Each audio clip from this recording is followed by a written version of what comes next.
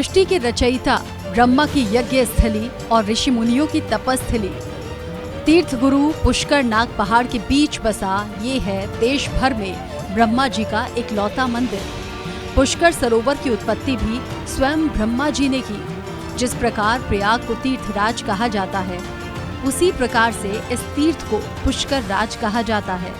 कहते हैं कि ये सारे 68 तीर्थों का गुरु पुष्कर है। ब्रह्मा जी का मंदिर है, यहाँ पर भगवत कथा सुनना, इसका बड़ा महत्व रहता है। इसलिए ब्रह्मा जी यहाँ तप करने आए थे और पूरे भारत देश में एक ही मंदिर यही है जो ब्रह्मा जी का है। तो ये पुष्कर मृत्यु लोक का ब्रह्म लोक है। तो जब हम लोग यहाँ आते हैं और ब्रह्मा जी को देखते हैं तो हमको क्या लगता है कि ये ब्रह्मा जी महाराज शाश्वत सत्य हैं और ये संसार जो हम देख रहे हैं ये सब परिवर्तनशील। ज्येष्ठ पुष्कर के देवता ब्रह्मा जी, मध्य पुष्कर के देवता भगवान विष्णु और कनिष्क पुष्कर के देवता रुद्र हैं। ये तीनों पुष्कर ब्रह्मा जी के कमल पुष्प से बने। अजमेर से उत्तर पश्चिम में करीब 11 किलोमीटर दूर पुष्कर में अगस्त्य, वामदेव, जमदाग्नि, भर्तृहरि इत्यादि ऋषियों के तपस्या स्थल के रूप में उनकी गुफाएं आज भी नाग पहाड़ में हैं। पुष्कर के मुख्य बाजार के अंतिम छोर पर ब्रह्मा जी का मंदिर बना है। आदि शंकराचार्य ने संवत 713 में ब्रह्मा की मूर्ति की स्थापना की थी। मंदिर का वर्तमान स्वरूप गोकल चंद पारिक ने 1809 ईस्वी में बनवाया था। ये मंदिर देश में ब्रह्मा जी का एकमात्र प्राचीन मंदिर है।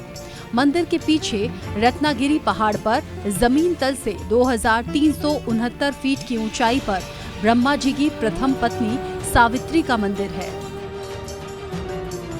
चांदी के सिक्कों से सजा है ब्रह्मा जी का मंदिर। पुष्कर का प्रमुख आकर्षण ब्रह्मा जी का मंदिर है। इसका प्रवेश द्वार संगमरमर का और दरवाजे चांदी के बने हैं। मंदिर का निर्माण संगमरमर पत्थर से हुआ और इसे चांदी के सिक्कों से सजाया गया। इन सिक्कों पर दानदाता के नाम खुदे हुए हैं। और पुष्कर चूंकि एकमात्र जगह है पूरे विश्व में जो भगवान ब्रह्मा के लिए हम कई ब्रह्मा जी के लिए अर्पण कर सकते हैं, तर्पण कर सकते हैं, उनको आग्रह कर सकते हैं, वो सिर्फ पुष्कर राज ही करती है। ऐसे एक बालोतरा में मंदिर है, वहाँ पे 1 मुख का मंदिर है, यहाँ पे 4 मुख का मंदिर है ब्रह्मा जी। मांगा तो बहुत कुछ है, उन्होंने तो हमको बहुत दिया है, पहले से ही बहुत दिया है। ब्रह्मा जी ने पुष्कर की रचना इसीलिए की कि मानव का उद्गम हो सके। त्रिमंदिर में सबसे पहले तो मेरा एक मनोकामना पूरी हुई, हिसाब से मैं हर बार यहाँ आता हूँ। घर से बेचैनी से दूर यहाँ आते, यहाँ मन हल्का हो जाता है।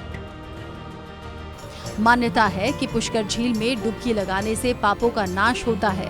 झील के चारों ओर 52 घाट हैं। इनमें गौ घाट, वराह घाट, ब्रह्म घाट, जयपुर घाट प्रमुख हैं। जयपुर घाट से सूर्यास्त का नजारा अत्यंत अद्भुत लगता है। पुष्कर में छोटे छोटे करीब 500 मंदिर बने हैं, इसीलिए इसे मंदिर नगरी भी कहा जाता है। ब्रह्मा जी के हाथ से भले ही कमल पुष्प यहाँ गिरा हो, लेकिन वर्तमान में पुष्कर के गुलाब विश्व प्रसिद्ध हैं। यहाँ बड़ी मात्रा में गुलाब की खेती होती है। पुष्कर में जितनी अहमियत ब्रह्मा जी की है, उतनी ही सावित्री की भी है। सावित्री को सौभाग्य की देवी माना जाता है। ये मान्यता है कि यहाँ पूजा करने से सुहाग की लंबी उम्र होती है। यही वजह है कि महिलाएं यहाँ आकर प्रसाद के तौर पर मेहंदी, बिंदी और चूड़ियाँ चढ़ाती हैं और सावित्री से पति की लंबी उम्र मांगती हैं। पुष्कर, कुरुक्षेत्र, गया, हरिद्वार और प्रयाग को पंच तीर्थ कहा गया है। अर्धचंद्राकार आकृति में बनी पवित्र और पौराणिक पुष्कर झील धार्मिक और आध्यात्मिक आकर्षण का केंद्र रही है। यही पैदा हुआ हूँ और रोज भगवान से प्रार्थना करता हूँ यही मौत मिले, यही के लिए जीते हैं, यही के लिए मरते हैं।